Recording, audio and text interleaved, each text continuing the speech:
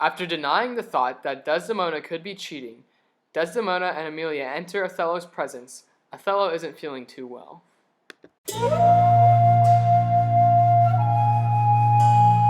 my dear Othello, your dinner and the generous islanders, but you invited, do attend your presence.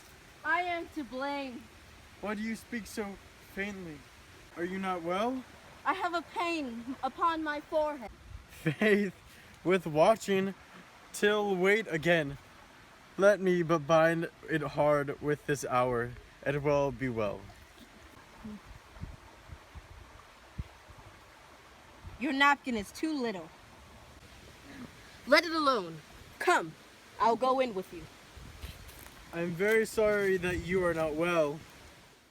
Emilia quickly seizes this opportunity to snatch the handkerchief. Iago has been constantly bugging her to steal it. I'm glad I found this napkin. This was her first remembrance from the moor. My wayward husband hath 100 times would me to steal it, but she so loves the token. For he conjured her she should ever keep it, that she reserves it evermore about her.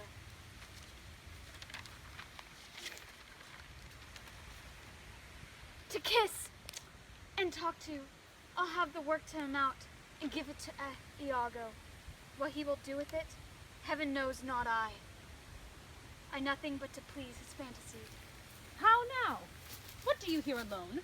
Do not chide, I have a thing for you. You have a thing for me. Is it a common thing? Huh? To have a foolish wife?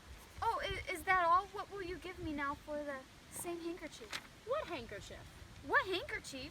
Well, that Moor first gave to Desdemona, that which so often you do bid me to steal. Hasn't stolen it from her? No hath. She let drop by negligence, and to the advantage I, being here, took it up. A good wench. Look, here 'tis. Give it to me. What will you do with it now that you have been so earnest? To have me filch it? Why? What is that to you? If it be not for some purpose of import, give it to me again, poor lady. She'll run mad when she'll find it. Be not agnon on it. I have use for it. Go on, leave me. After Iago dodges Emilia's questions as to why he needed her to steal the handkerchief, Emilio leaves Iago alone. I will, in Cassio's lodging, lose this napkin, and let him find it. Trifles light as air are to the jelliest confirmations strong.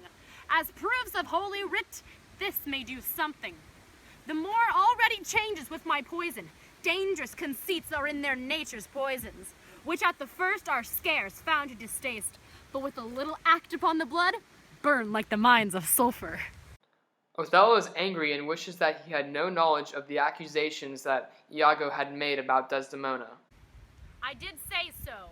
Look where he comes, not puppy, nor mandragora, nor all the drowsy syrups of the world shall ever medicine thee to that sweet sleep which I was ousted yesterday.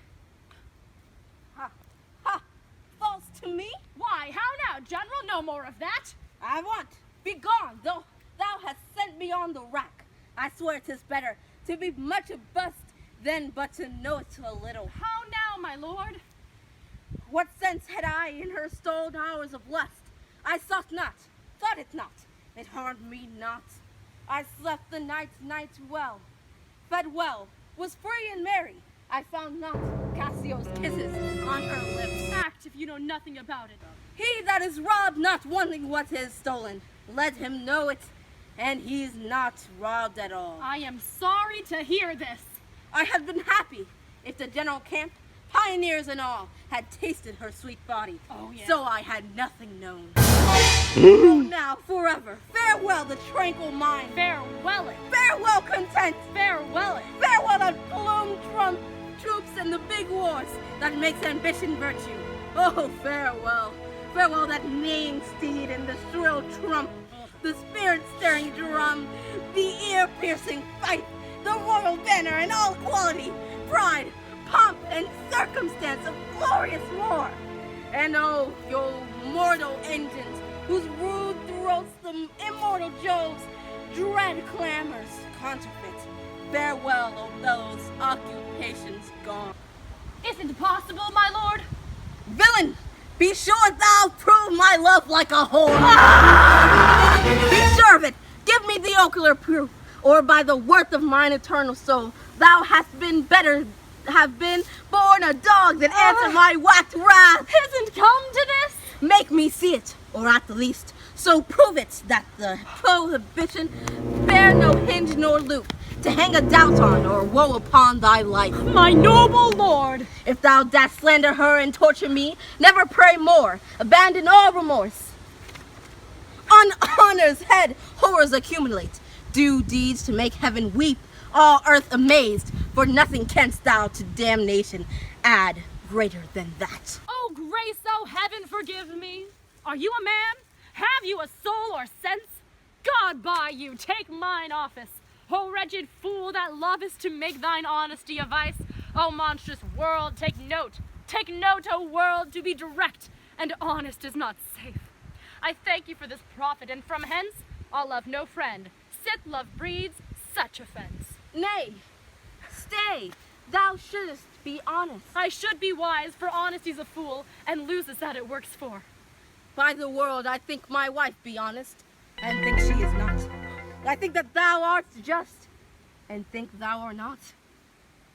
I'll have some proof. Her name, that was as fresh as Dian's visage, is now brigand and black as mine own face. If there be cords or knives, poison or fire, or suffocating steams, I'll not endure it, would I were satisfied. I see, sir, you are eaten up with passion. I too repent me that I put it to you. You would be satisfied? Would? Nay, and I will.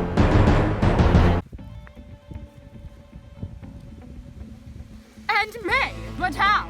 How satisfied, my lord, would you, the supervisor, grossly gape on, behold her top? Death and damnation! Oh. Oh. Death and damnation. It were a tedious difficulty, I think, to bring them to that prospect. Damn them, then, if ever mortal eyes do see them bolster more than their own. What then? How then? What shall I say? Where is satisfaction? It is impossible. You should see this. Were they as prime as goats, as hot as monkeys, as salt as wolves in pride, and fools as gross as ignorance made drunk? But yet, I say, if imputation and strong circumstances which lead directly to the door of truth, will you give satisfaction you might haven't? Give me a living reason she's disloyal. Iago begins to talk about his rather interesting experiences sharing a bed with Cassio. I do not like the office, but certes I am entered in this cause so far, pressed tooth by foolish honesty, and I love. I will go on. I lay with Cassio lately, if you know what I mean. And being troubled with a raging tooth, I could not sleep. There are a kind of men so loose of soul that in their sleeps will mutter their affairs. One of this kind is Cassio. In sleep I heard him say, "Sweet Desdemona, let us be wary, let us hide our loves." I know. And then, sir, would he gripe and wring my hand, cry, "Oh, sweet creature!" Then kiss me hard, as if he plucked up the kisses by the root that grew upon my lips, then laid his leg over my thigh, sighed, then kissed, and then cried, "Cursed fate that gave these to the Moor!" Oh, monstrous! Monstrous! Nay! This was but his dream. But this denoted a foregone conclusion. Othello is ready to confront Desdemona about his suspicions, but Iago suggests they need hard evidence. Iago begins to tell Othello he has seen Cassio with the handkerchief. 'Tis a shrewd doubt, though it be but a dream, and this may help to thicken other proofs that do demonstrate thinly. I'll tear her all to pieces. And scene. With a plan to confront Cassio and Desdemona and kill Cassio, Othello and Iago set out. Iago is now Othello's new lieutenant.